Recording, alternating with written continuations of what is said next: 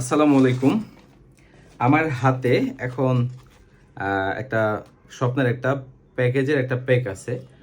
160 টাকার গরুর মাংস এবং হচ্ছে আলুর একটা প্যাকেজ তারা লঞ্চ করছে কিছুদিন আগে। তো বেশ আলোচনা সমালোচনা হয়েছে এটা নিয়ে। আলোচনাই ভালো হয়েছে। তো আমরাও দেখলাম, ভাবলাম যে আসলে গিয়ে দেখি আসলে মানুষ উপকৃত হচ্ছে কিনা। আর এটা 60 টাকা, 160 টাকার মধ্যে এই প্যাকেজটা আসলে কেমন। তো এটা দেখার জন্য কিউরিয়াস বশত গেছি। তো ওনাদের এখানে 300 টাকার আরও একটা প্যাকেজ ছিল, আর এটা ছিল 160 টাকার।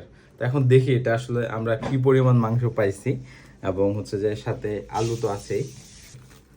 আমি মূলত এটা গতকালকে নিয়ে আসছিলাম, কিন্তু ইয়ার ডিপে রাখাতে একটু আলুগুলো শক্ত হয়ে গেছে।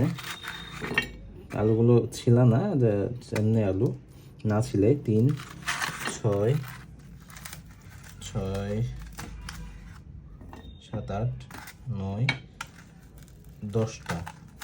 আসলে ডিপ রাখাতে একটু মাংসগুলো শক্ত হয়ে গেছিলো, পানি দিয়ে ছাড়াই নিয়ে আসছি।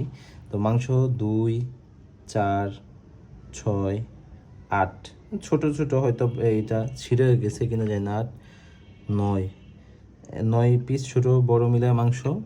আর এগুলো হচ্ছে হাড়, 2, 4, 6টা বা এগুলো ভেঙে। তো এদের উদ্যোগটা আসলে অনেক সুন্দর, কিন্তু এদের প্যাকেজিং এবং হচ্ছে যে এখানে কোয়ালিটিটা আশা করি যে আরও বেটার করতে পারবে। প্যাকেজিং বা মিক্সিংয়ের মধ্যে অনেক প্রবলেম হয়, যে অনেক পরিমাণ হাড় চলে আসে, অনেকের অনেক পরিমাণ চর্বি চলে যায়। এই বিষয়গুলো আশা করি যে স্বপ্ন ইমপ্রুভ করবে।